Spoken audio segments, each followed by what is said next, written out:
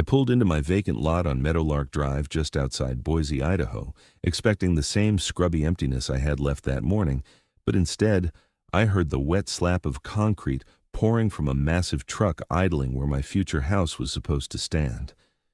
The smell hit me next, that distinctive mineral tang of fresh cement, and then I saw her standing there in a neon safety vest and an honest-to-God hard hat, clipboard in hand, directing two workers as they guided the chute across what I had been measuring for a foundation just 3 days ago.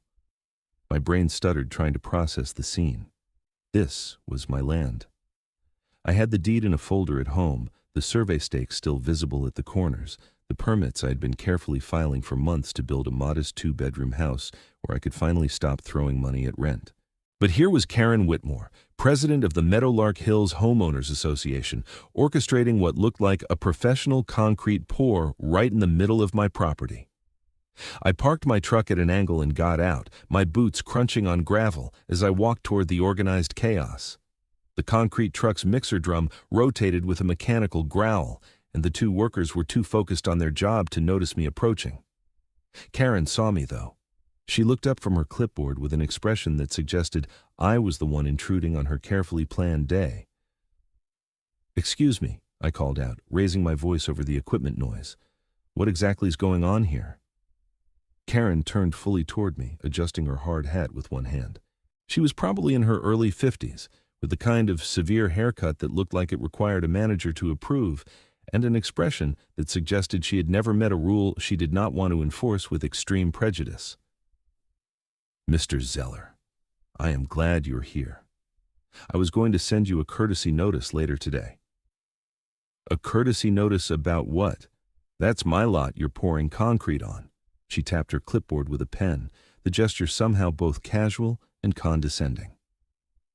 "Actually, according to the revised Meadowlark Hills HOA covenants, which were voted on and approved at last month's meeting, your lot has been designated as shared green space for the community. We are installing a recreational area, starting with this concrete pad for a basketball court and community gathering space." The words took a moment to penetrate because they made so little sense strung together in that order. Shared green space, I own this land, I have a deed. The HOA covenants supersede individual property rights when it comes to community improvement projects, Karen said with the confidence of someone who had never been told no in her entire life. This benefits everyone in Meadowlark Hills. Property values will increase with better amenities. I looked past her at the concrete spreading across a section of dirt that measured maybe 30 by 40 feet, a gray slab that was already starting to level out under the workers' rakes and screeds. My lot was 3/4 of an acre, and they had positioned this pour right where I had planned to put the house, as if they had studied my plan specifically to cause maximum disruption. "You cannot just pour concrete on someone else's property," I said, trying to keep my voice level. "That's not how any of this works." "The HOA has the authority," Karen insisted. "If you had attended the meeting last month, you would have known about the vote. 16 homeowners approved the measure, only 3 voted against it. I don't live in Meadowlark Hills yet. I own an empty lot. I was not notified of any meeting." Karen made a note on her clipboard. "Lot owners are considered members of the HOA and are responsible for staying informed about community decisions. The meeting was announced in the monthly newsletter." "I do not get the newsletter because I do not live here." "That sounds like a personal organizational issue, Mr. Zeller." The concrete truck driver shut off the chute, and one of the workers started smoothing the edges of the pour with a long trowel. They were professionals, moving with practiced efficiency, which meant Karen had hired actual contractors for this insanity. The slab was going to cure, and then I would have a permanent concrete obstacle right in the middle of my building site. I pulled up my phone and started taking pictures, documenting everything from multiple angles, while Karen watched me with an expression of bored patience. "I'm calling my lawyer," I told her. "That is your right," she said, "but I should mention that legal action against the HOA will result in additional fines and fees, as outlined in Section 12 of the covenants. We take a very dim view of homeowners who work against community interests." I wanted to point out that I was not working against anything except someone stealing my land, but arguing with Karen felt like trying to convince a brick wall that it should be a window instead. I took more pictures, made sure I captured her face and the company name on the concrete truck, then got back in my vehicle and sat there for a moment trying to decide what to do next. My lawyer was a guy named Mike Hendricks, who mostly handled real estate closings and the occasional boundary dispute. I had used him when I bought the lot 8 months ago, and he had assured me everything was clean and clear. I called him from the parking lot of a coffee shop 2 miles away, watching the afternoon sun slant through the window while I explained what had just happened. Mike was quiet for a long moment after I finished. Then he said, "She poured concrete on your land." "Yes." "Without asking you." "Correct." "And she claims the HOA gave her permission." "That is what she said." Another pause. "Brad, I'm going to need to see the HOA covenants and any documentation from this supposed meeting. But off the top of my head, no HOA has the authority to just seize private property for community use. That is not legally possible without either your consent or eminent domain proceedings, and an HOA cannot exercise eminent domain. So what do I do about the concrete that is currently hardening on my lot? Do not touch it. Do not do anything that could be construed as interfering with it. Let me make some calls and pull the relevant documents. I will get back to you by tomorrow morning." I thanked him and ended the call, then sat in my truck staring at nothing while my coffee went cold. This was supposed to be the good part of my life, the part where I finally built something permanent after years of bouncing between apartments and rental houses. I had saved for the land, worked overtime and side jobs to get the down payment, spent months researching builders and architects and permit requirements. The idea that someone could just decide my property belonged to the community instead felt like waking up in a different country where none of the rules made sense. The next morning, Mike called me back with an update that was somehow both reassuring and infuriating. The good news is the HOA covenants do not grant them any authority to take your land. The bad news is Karen Whitmore filed paperwork with the county claiming an easement based on alleged drainage issues, and she used that as justification for the pour. Drainage issues? The lot is flat. I know. I'm looking at the survey right now. She fabricated a reason and hoped no one would check. I am drafting a cease and desist letter, and we will need to file an injunction to prevent any further construction. But Brad, this is going to get expensive if we have to go to court. I closed my eyes and did the math in my head. Legal fees, delays on my building permits, the cost of potentially removing the concrete if we won. How expensive? Could be 5 figures depending on how hard she fights, and HOAs can levy special assessments against members to fund legal defenses, so she has deeper pockets than you might think. We talked through the options, none of them good. I could sue for trespass and property damage, but that would take months, and there was no guarantee I would recover all my costs. I could try to negotiate with the HOA board, but Karen controlled the board and seemed entirely convinced of her rightness. Or I could try to find a faster, cheaper solution that did not involve years of litigation. After I hung up with Mike, I sat in my truck and thought about the problem from a different angle. Karen had poured concrete without asking me, which was clearly wrong. But she had also done it quickly, with professional contractors, which meant she had pulled permits and coordinated with the county. Except Mike had said she filed paperwork claiming an easement, not a permit, which made me wonder if she had actually gotten proper permits at all. I drove to the Boise County Building Department and spent an hour searching through recent permit applications. There was nothing filed for my address, nothing under Karen's name for any concrete work in Meadowlark Hills, nothing that matched what I had seen yesterday. I asked the clerk to double-check, and she confirmed that no permits had been issued for any construction on my lot in the past year. That was a problem for Karen, because Idaho code requires permits for any concrete slab over a certain size, and definitely requires them for anything intended as a permanent structure. If she had poured without a permit, that was a code violation that the county would care about regardless of who owned the land. And if the pour violated setback requirements or drainage codes, that became an even bigger issue. I filled out a complaint form, attached the photos I had taken, and submitted everything to the Code Enforcement Division. The clerk told me someone would investigate within 2 weeks, which felt like forever, but was better than waiting for a lawsuit to wind through the courts. In the meantime, I needed to figure out if the concrete pour had actually violated any technical requirements, because if it had not, then my complaint would go nowhere and I would be back to expensive litigation.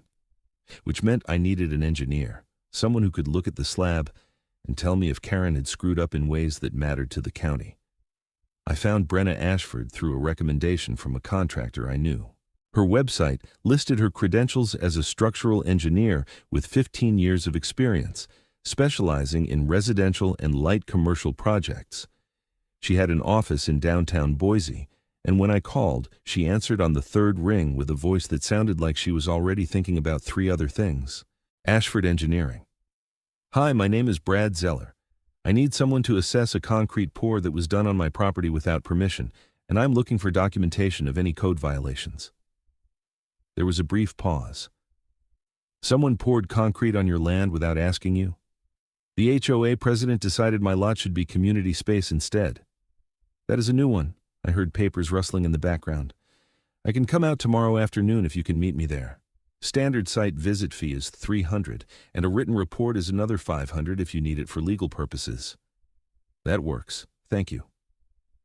She took down the address and my contact information, then hung up without any of the small talk I had expected.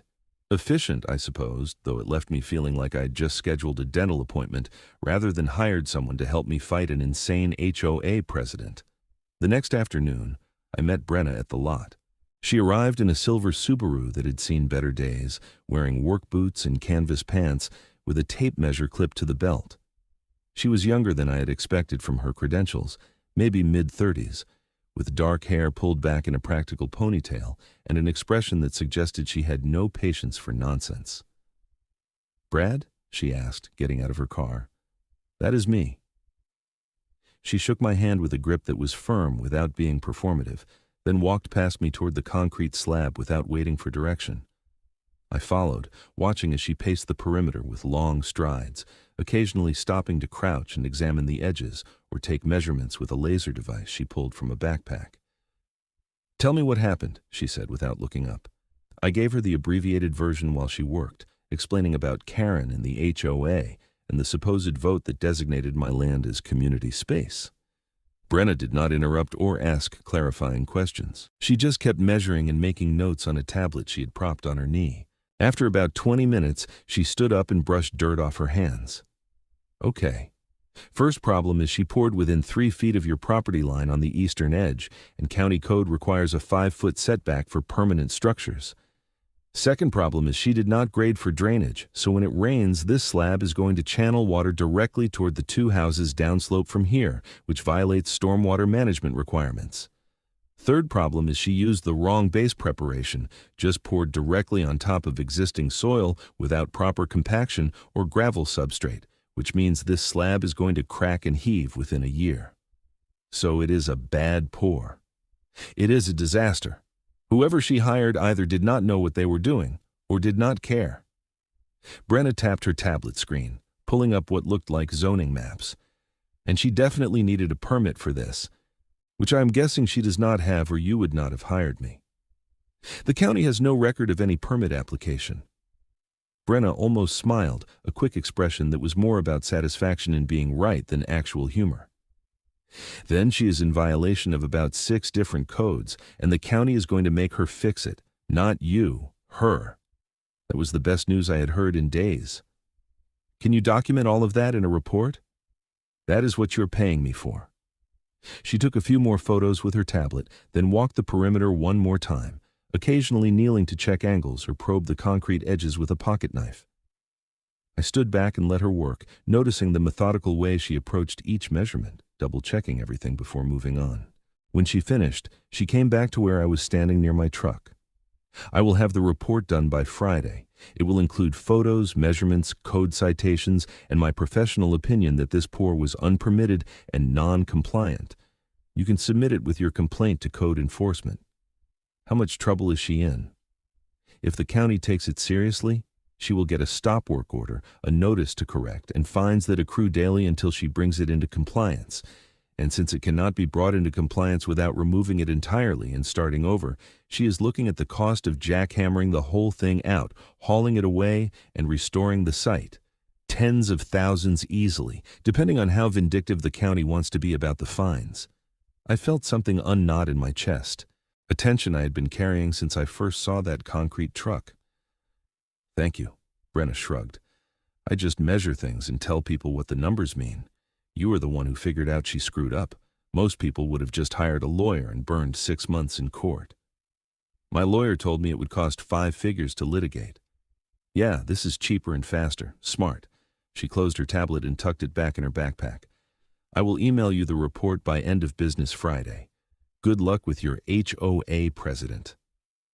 She got back in her Subaru and drove off, leaving me standing next to the concrete slab with the first real hope I had felt since this nightmare started.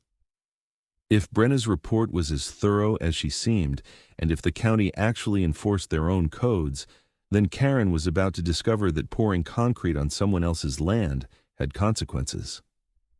The report arrived Friday evening, a 20-page PDF, with detailed photos, measurements, and references to specific sections of county code. Brenna had been thorough to the point of being overwhelming, documenting not just the setback and drainage violations, but also the inadequate base preparation, the lack of expansion joints, and the fact that the slab's thickness varied by nearly 2 inches across its surface, suggesting either incompetent contractors or a rushed job with no oversight. I forwarded the report to Mike, who called me back within an hour. "This is excellent work. With this documentation, code enforcement has to act. I am going to submit an amended complaint first thing Monday morning, and I will request an expedited review given the ongoing property dispute." "How long until something happens?" "Usually these things take weeks, but with clear evidence of immediate violations affecting drainage on neighboring properties, they might move faster. I will stay on top of it." Monday came and went with no news. Tuesday morning I got a call from a code enforcement officer named Ray Sullivan, who told me in a tired voice that he had reviewed my complaint and Brenna's report and would be conducting a site inspection that afternoon. He asked if I could meet him there, and I rearranged my work schedule to make it happen. Ray turned out to be a middle-aged man with a weathered face and the expression of someone who had seen every variety of human stupidity and was no longer impressed by any of it. He arrived in a county truck, carrying a clipboard and wearing a polo shirt with the Boise County seal embroidered on the pocket. "You Brad Zeller?" he asked. "Yes, sir." "Show me this slab." I led him across the lot, and he spent a long time just looking at the concrete, walking around it the same way Brenna had, but with less measurement and more visible judgment. He took photos with a county-issued camera, made notes on forms attached to his clipboard, and occasionally muttered under his breath in a way that suggested he was not pleased. "Who poured this?" he asked finally. "Karen Whitmore, the HOA president. She hired contractors, but I do not know which company." "There is no permit on file." "I know. That is why I filed the complaint." Ray nodded slowly. "This is bad. Setback violation, no drainage plan, no engineered base. If I had to guess, she told the contractors to just show up and pour, and they did not ask questions because she was paying cash. I see it sometimes with people who think permits are optional." "What happens now?" "I issue a stop work order, which does not matter much since the work is already done. Then I issue a notice to correct, which means whoever is responsible has 30 days to bring this into compliance with code. If they do not, the fines start. $100 a day until it is fixed." "Can it be brought into compliance?" Ray looked at me like I had asked if water could flow uphill. "No, this has to come out. Complete removal, site restoration, and if she wants to build anything here in the future, she needs permits and an engineered plan that accounts for drainage and setbacks. And she has to pay for the removal? Whoever pulled the trigger on this pour is responsible. If that is the HOA president, then yes, she pays." Ray made another note. "I will need to talk to her directly. You have her contact information?" I gave him Karen's phone number and email address, both of which were listed on the HOA website. Ray tucked the information into his clipboard and told me I should receive copies of all official notices within a few days. He got back in his county truck and drove away, and I stood next to the slab feeling a kind of grim satisfaction that probably was not entirely healthy but felt earned nonetheless. The stop work order and notice to correct were posted on Karen's front door 3 days later, according to Mike, who had driven by to check. The official notices outlined the violations in bureaucratic detail and gave Karen 30 days to remove the concrete, restore the site to its original grade, and submit a drainage plan to prevent future water issues. Failure to comply would result in fines of $100 per day, accumulating until the work was completed. I did not hear from Karen directly, which I took as a sign that she was either consulting with lawyers or in deep denial about the situation. The HOA sent out an emergency newsletter announcing a special meeting to discuss recent county overreach and harassment of volunteer board members, which would have been funny if it had not been my land they were talking about. 2 weeks after the notices were posted, Mike called me with an update. Karen filed an appeal with the county, claiming the violations are minor and should be waived. The county denied the appeal. She also tried to argue that the slab is a temporary structure and therefore exempt from setback requirements. The county pointed out that concrete is by definition permanent and denied that too. So she has to remove it. She has to remove it, and the 30-day deadline is coming up fast. If she does not start the work soon, the fines kick in. I felt a little guilty about the satisfaction that gave me, but not guilty enough to actually feel bad. Karen had poured concrete on my land without asking, and now she was learning that actions had consequences. The fact that those consequences involved jackhammers and dump trucks and a lot of expensive labor was just the universe balancing itself out. The day before the 30-day deadline, I drove past the lot and saw equipment staged at the edge of the property. A small excavator, a jackhammer on a wheeled cart, and a dump truck with company logos I did not recognize. No one was working yet, but the presence of equipment suggested that Karen had finally accepted reality and hired someone to remove the slab. I parked down the street and watched for a while, half expecting Karen to show up and supervise the removal the same way she had supervised the pour. But the lot stayed empty except for the equipment, and eventually I drove home feeling like maybe this nightmare was finally ending. The next morning, I got a call from an unfamiliar number. When I answered, a woman's voice said, "Is this Brad Zeller?" "Speaking. This is Brenna Ashford, the engineer who did the assessment on your property." I straightened up, surprised. "Oh, hi. Thanks again for that report. It was exactly what I needed." "You're welcome." She paused, and I heard traffic noise in the background. "I'm calling because I drove past your lot this morning and saw demolition equipment staged there. I wanted to make sure you knew the removal was starting." "I saw the equipment yesterday. I assume Karen hired someone to do the work." "She did. I know because I got a call from the contractor asking if I could provide oversight to make sure the removal is done properly and the site is restored to county standards. Apparently, the county is requiring third-party verification before they sign off on the work." "And you agreed to do it?" "It is a job, and I am already familiar with the site. But I wanted to check with you first since you are my actual client, and there might be a conflict if I am also working for the removal contractor." I thought about it. Having Brenna involved in the removal meant someone with actual expertise would be making sure Karen could not cut corners or do a half-assed job and claim it was good enough. On the other hand, Brenna had been hired by the contractor, not by me, and I was not sure where her loyalties would land if there was a dispute. "What would the conflict be exactly?" I asked. "Tidal. If the contractor does something wrong during the removal and I have to document it, that creates a problem, because they are paying me to oversee the work. But if I am only verifying that the site meets county standards at the end, there is less risk of divided loyalty. I just wanted to be transparent about the situation." That was more honest than I expected, and I appreciated it. "I think it makes sense for you to be involved. I trust your work, and I want to make sure this is done right so I can finally build my house." "Okay, I will keep you updated on progress.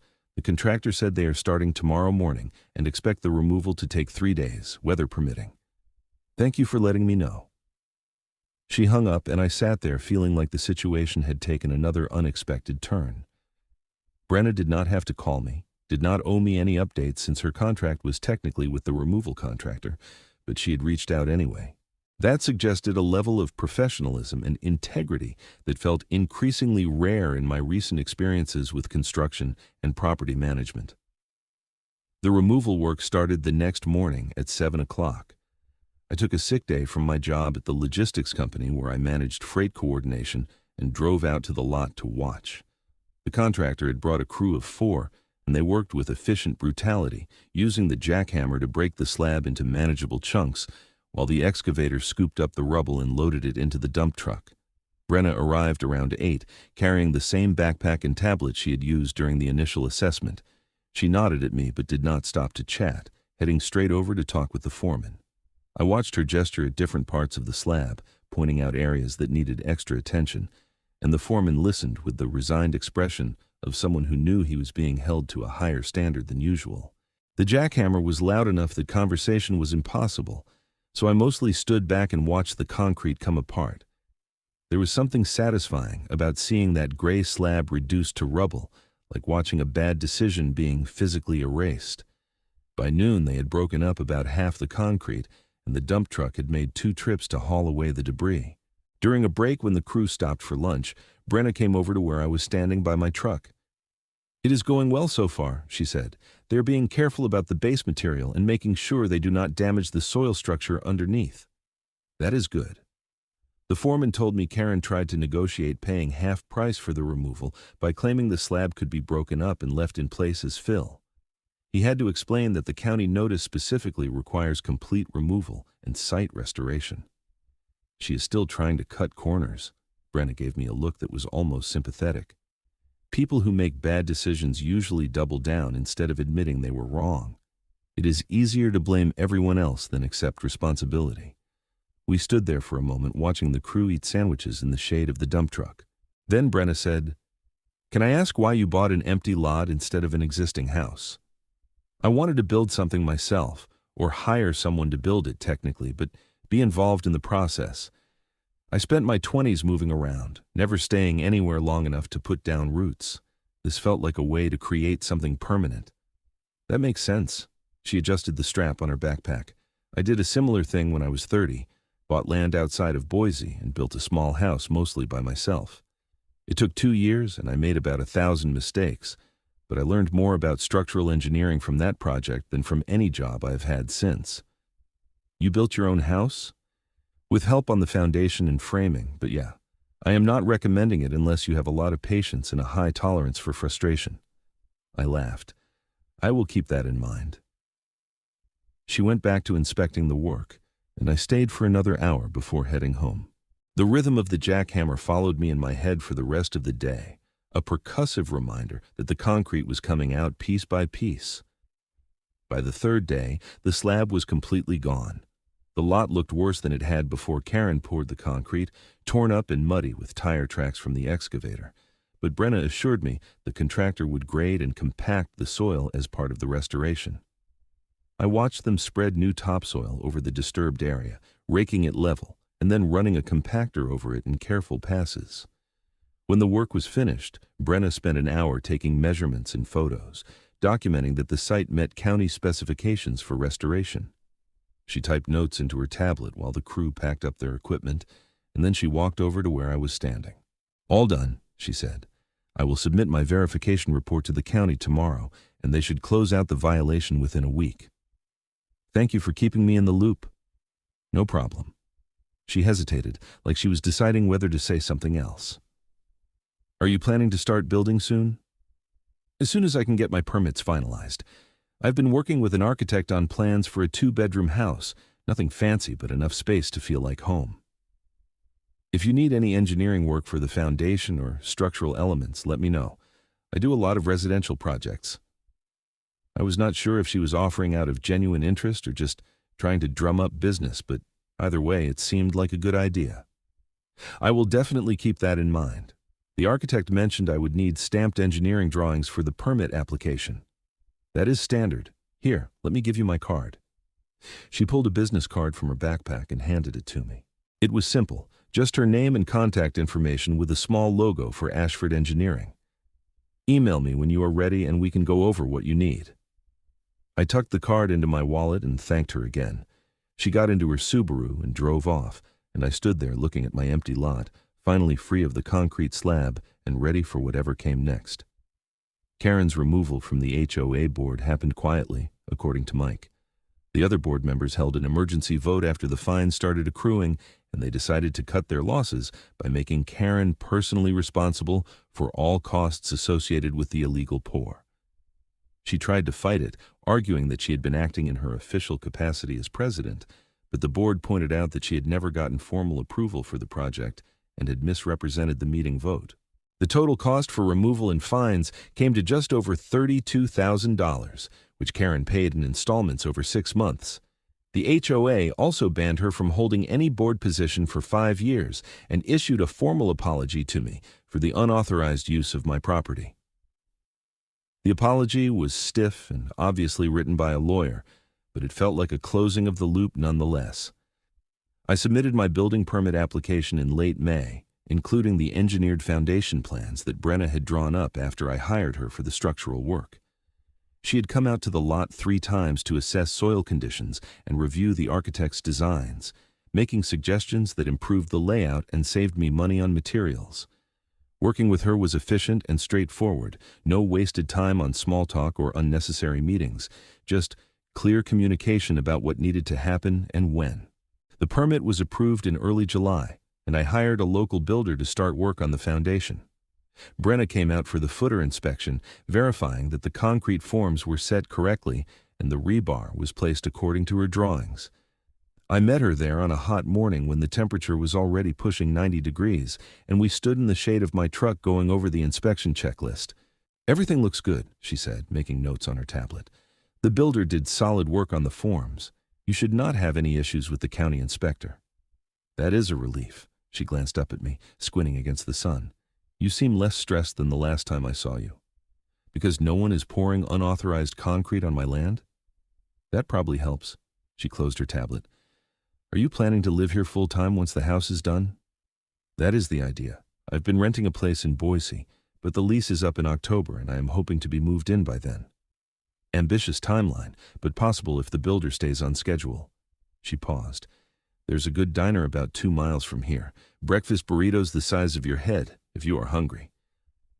The invitation surprised me, mostly because Brenna had been purely professional during all our previous interactions. But I was hungry, and the idea of sitting in an air-conditioned diner sounded better than standing in the heat watching concrete cure. "Sure," I said. "I will follow you." The diner was called Millie's and looked like it had not been updated since 1987, all vinyl booths and laminate tables with a checkerboard floor that was worn smooth in the high traffic areas. We sat by the window, and Brenna ordered coffee and a burrito with green chili, while I got the same thing with eggs and bacon. "How long have you been doing engineering work?" I asked after the waitress brought our coffee. 15 years, give or take. I got my degree from Boise State, worked for a big firm in Seattle for a few years, then came back here and started my own practice. Less money, but better quality of life." "Do you miss the big firm?" "Not even a little. Too much bureaucracy, too many projects where I was just a cog in the machine. Running my own business means I get to choose what I work on and who I work with." She took a sip of her coffee. "What about you? What do you do when you are not fighting HOA presidents?" "I manage freight logistics for a distribution company. It is boring, but pays the bills." "Boring can be good, predictable. Usually, until your HOA decides to steal your land." She almost smiled at that. "Yeah, that was not a normal Tuesday for you." We ate our burritos, which were indeed enormous and very good, and talked about the mechanics of home building and the peculiar psychology of HOA board members. Brenna had worked on enough residential projects to have encountered her share of difficult HOAs, and she told stories about architectural review committees rejecting paint colors and design boards, demanding changes to window placements for aesthetic reasons that made no structural sense. "The worst one was a board that required every house to have a front porch with at least 4 columns, she said. Did not matter what the architectural style was, craftsman, modern, ranch, whatever, 4 columns, or the design got rejected. That sounds like a nightmare. It was. Half the houses in that development looked like someone glued random pillars onto the front of normal buildings. But the HOA got what they wanted, which was uniformity, even if it looked terrible. I laughed and finished the last of my burrito. I am glad Meadowlark Hills is less restrictive, or at least I hope they are after the Karen situation. They are probably gun-shy about making big decisions for a while, which works in your favor. We split the check and walked back out into the heat. Brenna paused by her car, keys in hand. Thanks for breakfast. I mean lunch, whatever that was. Thanks for the recommendation, and for all the engineering work. Just doing my job. She opened her car door, then hesitated. Let me know how the foundation inspection goes. I like to close the loop on projects. I will. She drove off, and I sat in my truck for a minute feeling like something had shifted in a way I could not quite define. Brenna was smart and competent and easy to talk to, and I realized I had enjoyed the meal more than I had enjoyed any social interaction in months. Whether that meant anything beyond two people sharing a meal, I had no idea. The foundation inspection passed without issues, and the builder started framing the house in early August. I stopped by the lot every few days to check progress, watching the walls go up and the roof take shape. Brenna came out twice more for structural inspections, once for the framing and once for the roof trusses, and both times we ended up getting coffee or lunch afterward. It became a pattern without us explicitly acknowledging it as one. She would finish her inspection, we would talk about the project, and then one of us would suggest food. We talked about work and houses and the bizarre politics of local government, and somewhere in those conversations I started to realize that I looked forward to seeing her, not because I needed engineering advice, but because I liked her company. In September, after the drywall was hung and the house was starting to look like an actual structure instead of a skeleton, Brenna called me on a Friday evening. Hey, I know this is outside the normal inspection schedule, but I was wondering if you wanted to walk through the house tomorrow and look at how everything is coming together. Unofficial visit, just to see the progress. Sure, I said. What time? 10 o'clock? And maybe we could grab lunch after if you're free. That works. I showed up the next morning and found Brenna already there, standing in what would eventually be the living room. The house smelled like sawdust and fresh paint, and sunlight streamed through the windows, illuminating the open floor plan that the architect had designed. It looks good, Brenna said, walking through the space with her hands in her pockets. The builder did nice work on the finish details. I'm trying not to think about how much money I've spent. Houses are expensive, but you are building equity instead of paying rent, so it evens out in the long run. We walked through each room, and she pointed out small details I would not have noticed on my own, the way the ceiling joists were aligned, the quality of the window installation, the careful taping of the drywall seams. It was clear she saw the house differently than I did, as a collection of engineering decisions and structural elements rather than just empty rooms waiting to be furnished. When we finished the tour, we drove separately to a barbecue place Brenna liked, and over pulled pork sandwiches, I finally asked the question that had been circling in my head for weeks. Can I ask you something that might be overstepping? She looked up from her sandwich. Sure. Are we friends now? Or is this still a professional relationship that happens to include meals? Brenna was quiet for a moment, considering. Then she said, I think we are friends, or heading that direction. I do not usually have lunch with clients this often. Good, I was not sure. Why were you wondering? Because I like spending time with you, and I wanted to know if that was mutual or if I was misreading the situation. She smiled, a real smile that reached her eyes. It is mutual. You are easy to talk to, and you do not waste my time with nonsense. That is rare. High praise. I mean it. She took a drink of her iced tea. Most people either talk too much or not enough. You hit the right balance. We finished lunch and sat there talking for another hour, the conversation drifting from houses to families, to the places we had lived and the choices that had brought us to Boise. Brenna told me about growing up in a small town in southern Idaho, leaving for college and never quite finding a reason to go back. I told her about bouncing around the West Coast in my 20s, working different jobs and never settling anywhere until I landed in Boise almost by accident. What made you stay? She asked. I do not know exactly. It felt like the right size, not too big, but not so small that everyone knows your business. And I liked the idea of being close to mountains and rivers without living in a resort town full of tourists. That is a good reason. She leaned back in the booth. I stayed because I did not want to keep chasing the idea that somewhere else would be better. At some point, you have to pick a place and commit to it. Is that what the house was about? Committing? Partly. Also, I wanted to prove I could build something with my own hands and not screw it up. She grinned. I mostly succeeded. By the time we left the restaurant, the afternoon had turned into evening, and I realized we'd been talking for almost 4 hours. It felt natural, like time had stretched and folded around the conversation without either of us noticing. "I should let you get on with your weekend," Brenna said, standing by her car. "Yeah, I have a lot of nothing planned," she laughed. "Same, exciting lives we lead. Do you want to do this again sometime? Not a site visit, just hanging out." "I would like that." She pulled out her phone. "Give me your number and I will text you." We exchanged numbers and she drove off with a wave. I sat in my truck feeling like something significant had just happened, even though on the surface it was just two people agreeing to spend more time together. Over the next few weeks, we fell into an easy rhythm of dinners and hikes and casual hangouts that felt more like dating without either of us using that word. Brenna was different outside of work, more relaxed and funny in a dry way that caught me off guard. She told stories about botched construction projects and difficult clients, and I matched them with tales of shipping disasters and logistical nightmares that had somehow resolved themselves at the last minute. In late October, when the house was nearly finished and I was starting to move boxes of my belongings into the empty rooms, Brenna showed up unannounced on a Saturday morning with coffee and donuts. "I figured you could use a break," she said, handing me a cup. "You figured right." We sat on the front porch, which was still unfinished but functional, and looked out at the neighborhood. Meadowlark Hills was quiet in the morning, just the sound of distant lawnmowers and the occasional car passing by. "Are you happy with how it turned out?" Brenna asked. "The house?" "Yeah, it is smaller than I originally planned, but it feels right, like it is actually mine, not just a place I am temporarily occupying. That is the best part about building. You get to make choices that reflect who you are, instead of adapting to someone else's decisions." I took a sip of coffee and thought about that.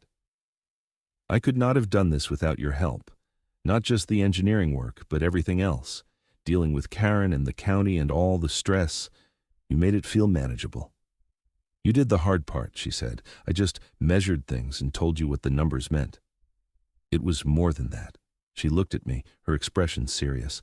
"Okay, yeah, it was more than that. I cared about the project because I cared about you not getting screwed over by someone who thought rules did not apply to her. And then somewhere in the middle of it, I started caring about you for reasons that had nothing to do with engineering.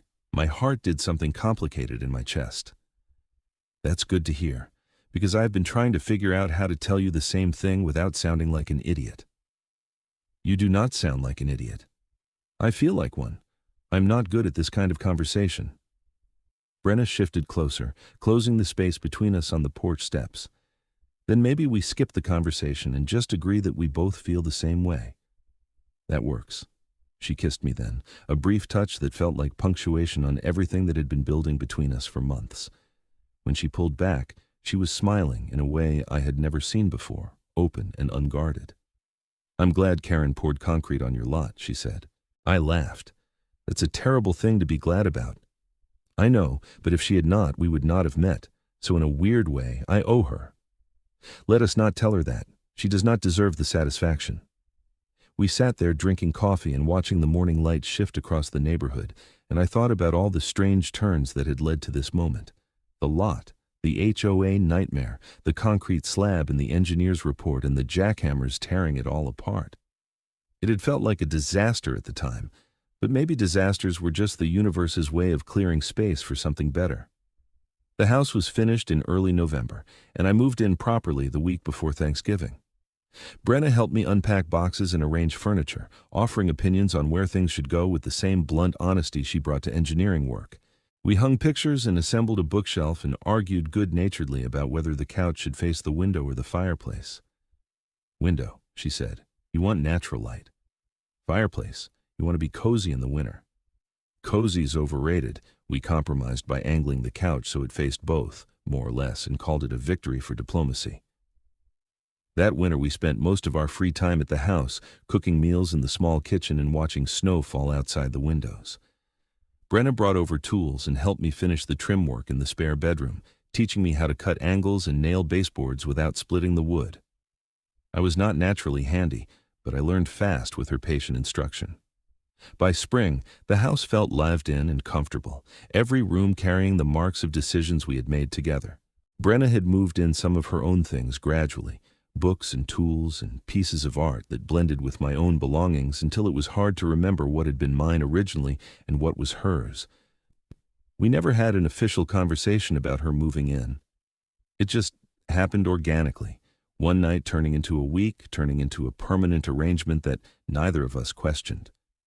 She kept her own house for a while, using it as an office and workshop, but she slept at my place more often than not. In June, almost exactly a year after the concrete slab had been jackhammered out, I asked Brenna to marry me. We were standing in the backyard, looking at the space where I wanted to build a deck, and the question came out less like a romantic gesture and more like a logical conclusion to a conversation we had been having for months. "We should make this official," I said. She looked at me, eyebrows raised. "Make what official?"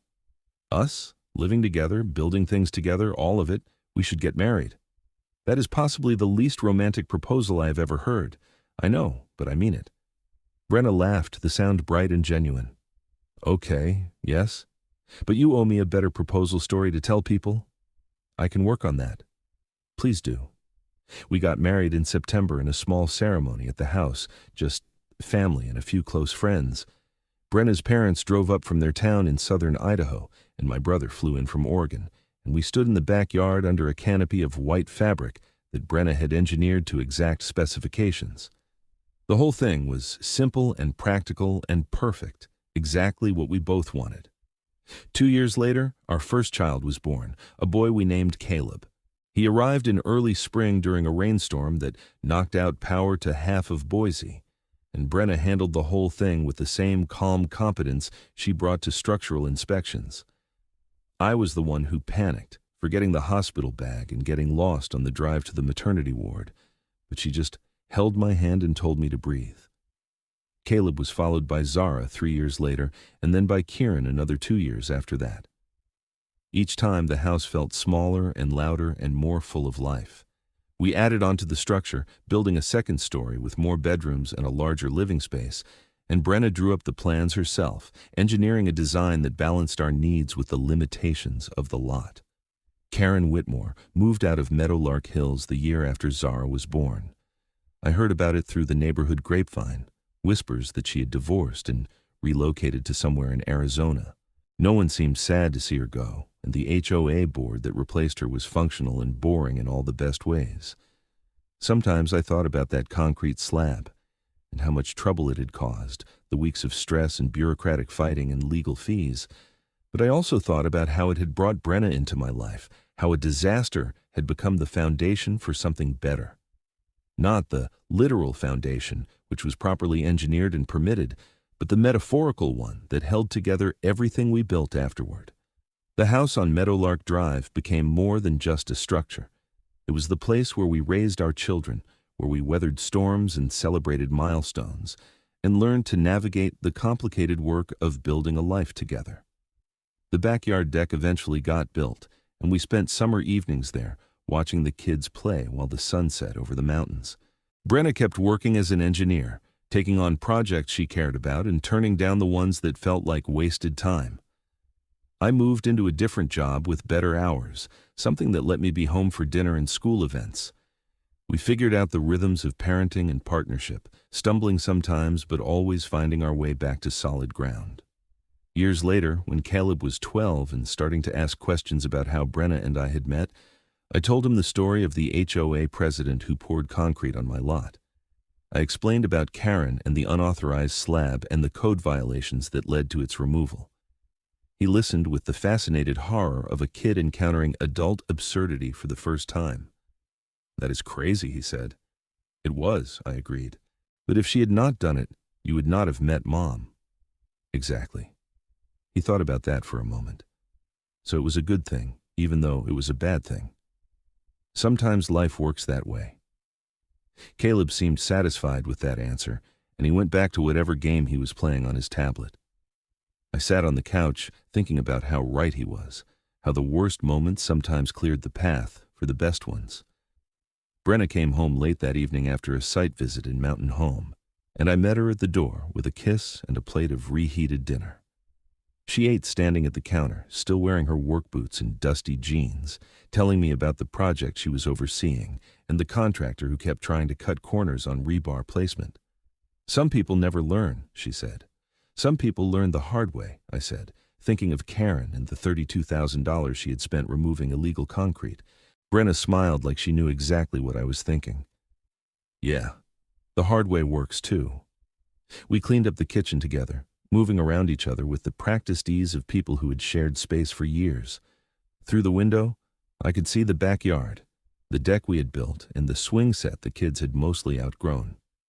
Beyond that, the neighborhood stretched out in tidy rows of houses, each one a story of decisions and compromises, and lives being built one choice at a time. This was mine. Ours.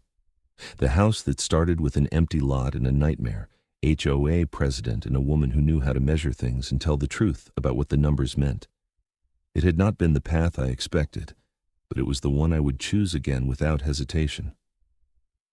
Brenna put the last dish in the drainer and dried her hands on a towel. You look thoughtful.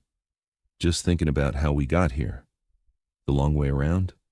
The right way, I said. She leaned against the counter, her expression softening in the way it did when she let her guard down.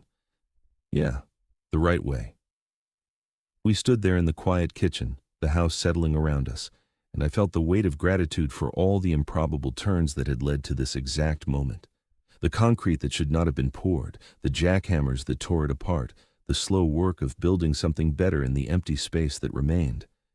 It was not a perfect story, and the house was not a perfect house, but it was ours, built on solid ground, engineered to last and filled with the messy, complicated, beautiful work of a life shared with someone who made sense of the numbers and helped me find my way home.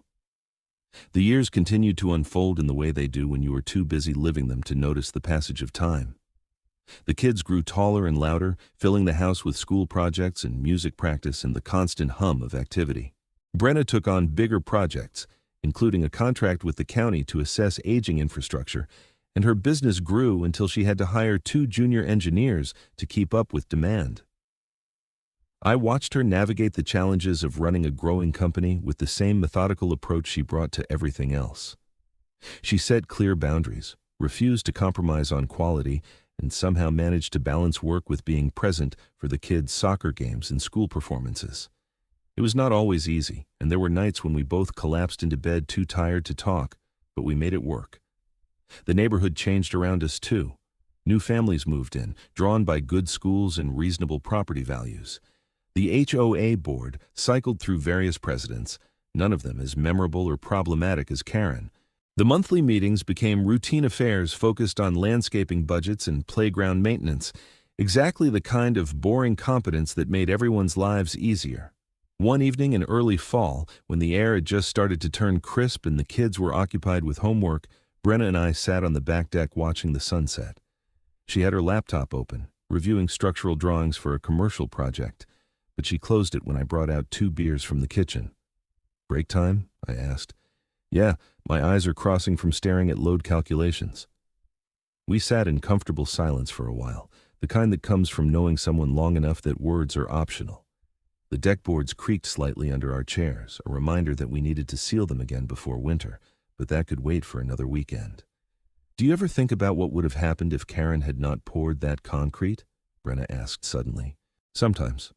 Why? I was looking at our tax assessment today, and I noticed the lot next to us is for sale, empty land, same size as what we have, and I thought about how we might never have met if you had just built your house without incident. You would not have needed an engineer.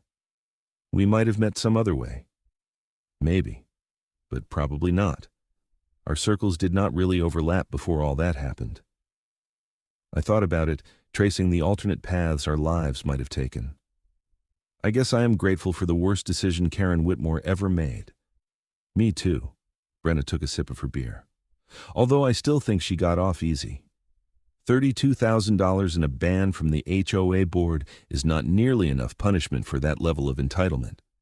The universe has a way of evening things out. She lost her house, her marriage, and her standing in the community. That counts for something. Fair point. We sat there as the sun dropped below the horizon, painting the sky in shades of orange and pink. Inside the house, I could hear Caleb arguing with Zara about something trivial, their voices carrying through the open window, and it struck me how completely normal and domestic our life had become. This was not the dramatic existence I had imagined in my 20s, but it was richer and more satisfying than anything I could have planned. "I love you," I said, the words coming out easier now after years of practice. Brenna looked over at me, her expression soft in the fading light. "I love you too, even when you leave your work boots in the middle of the hallway. That was one time. It was 3 times this week. Okay, maybe 3 times." She laughed, and the sound carried across the backyard, mixing with the evening chorus of crickets and distant traffic. We finished our beers and went inside to help with homework and make dinner, stepping back into the routine that defined our days. The empty lot next door sold a few months later to a young couple with a baby, and we watched them go through the same process I had years earlier, navigating permits and contractors and the slow transformation of bare earth into a home. Their experience was mercifully free of HOA drama, though they did have issues with a supplier who delivered the wrong windows twice. Brenna offered advice when they asked, reviewing their foundation plans and catching a potential drainage problem before it became expensive. The couple was grateful and overwhelmed in equal measure, and I recognized the look in their eyes, the mixture of excitement and terror that comes from building something permanent.